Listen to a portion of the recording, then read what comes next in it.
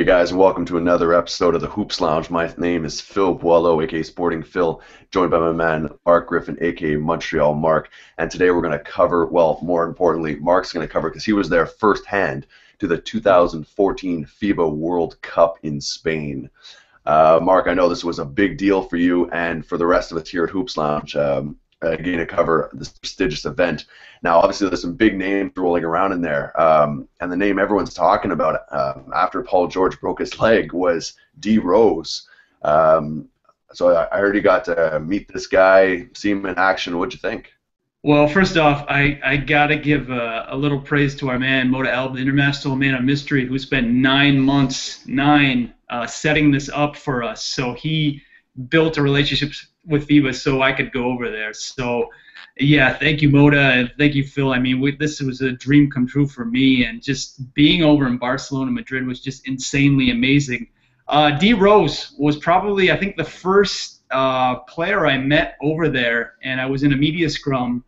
And you know what? It was really nice because I got to ask him in this gigantic media scrum about having the psychological edge now. I know he's like physically coming back, but he's so psychologically strong.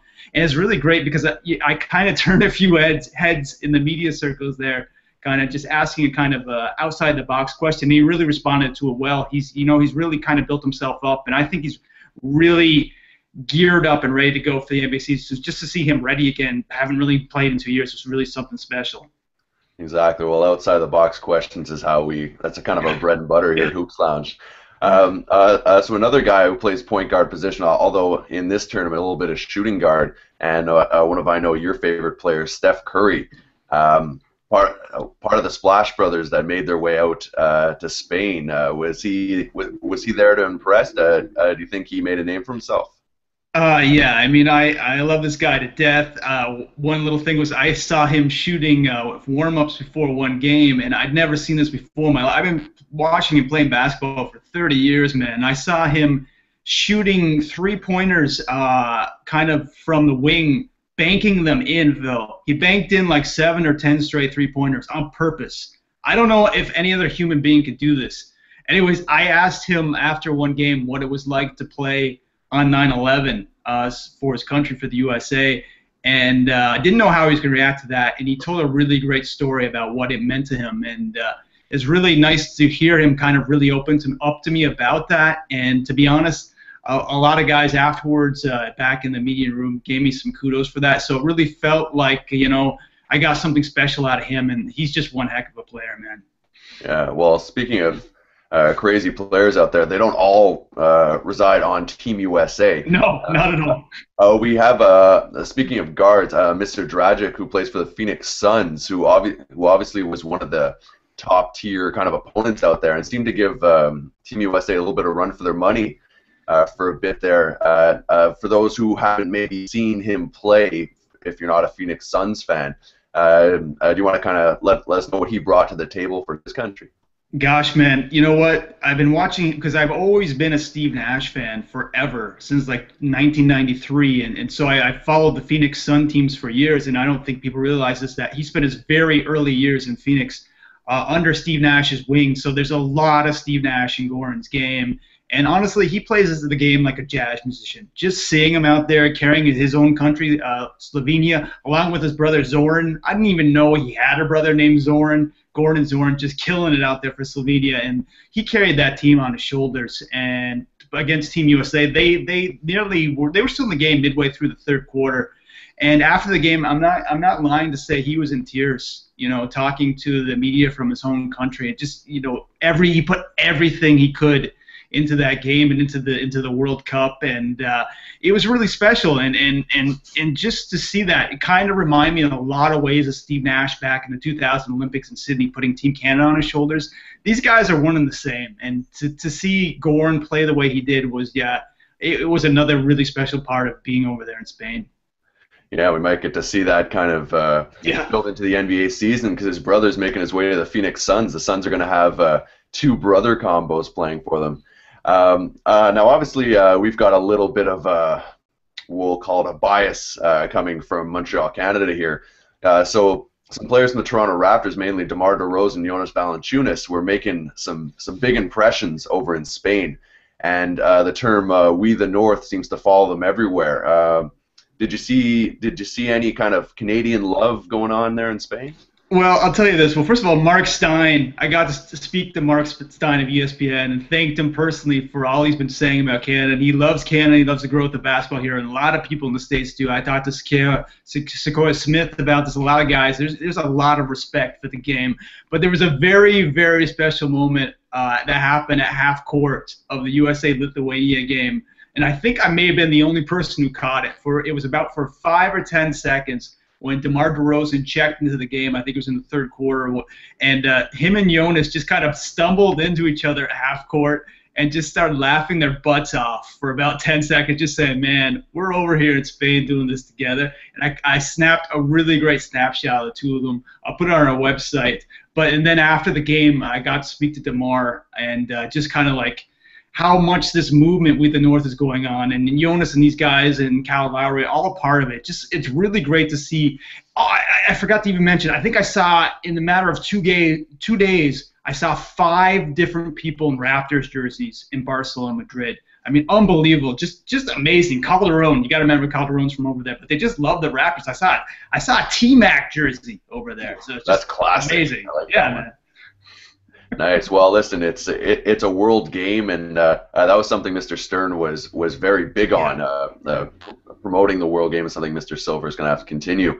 Now, we got to talk about the man who makes a lot of noise, even though his name's not as big time as some of the guys we've mentioned. And in my mind, and a lot of other guys, may have been up there for the MVP of Team USA, Manimal. Kenneth Faried of the Denver Nuggets. Did this guy make some impressions? Because I feel he might have. I'm writing a huge article about this. You know what? Playing in Denver, I don't think a lot of people realize just how insanely good a player and good a person he is. When you talk about MVPs, I like to think of it as if you subtract this person from the team, how good are they? I'm going to be straight out honest. Without Kenneth Faried, this team isn't winning the gold. I don't care that Spain didn't make the title game. He was the glue guy, but even more than that, he was the heart and soul of this team. He did everything needed to do night in, night out for these guys to win games. I know that Kyrie Irving hit 6 threes in the final game, but Kenneth did it night in, night out. And I'll tell you this, I got to talk to him for about 2 minutes after one of the games, and I only got in 2 quick questions. And I had to throw my final question out there, and I was not sure how he was going to respond to this. But I basically said, I believe you're the heart and soul of this team. How do you feel that you've been an integral part of this process for Team USA? And you know what? Honestly, I thought he might have brushed me off, but he dug right into it. He said, yeah, I believe I am. I've worked hard. I've been through a lot of trials and tribulations in my life, and this is where I need to be. And then afterwards, after the victory, I got to speak to him briefly again. He talked about how this experience meant, this was the most important basketball moment of his life was winning that gold medal, and how he's carrying into the NBA season a new sense of leadership as a player. So this is going to be a breakout year for him. And the guy is just amazing. I mean, he was tapping me on the arm. He has this smile, this kind of charisma to him. Honestly, this is going to be a breakout year for Kenneth Faried and a lot of these guys, Kyrie Irving, Klay Thompson. You're going to see special things because of what they learned this offseason in Spain.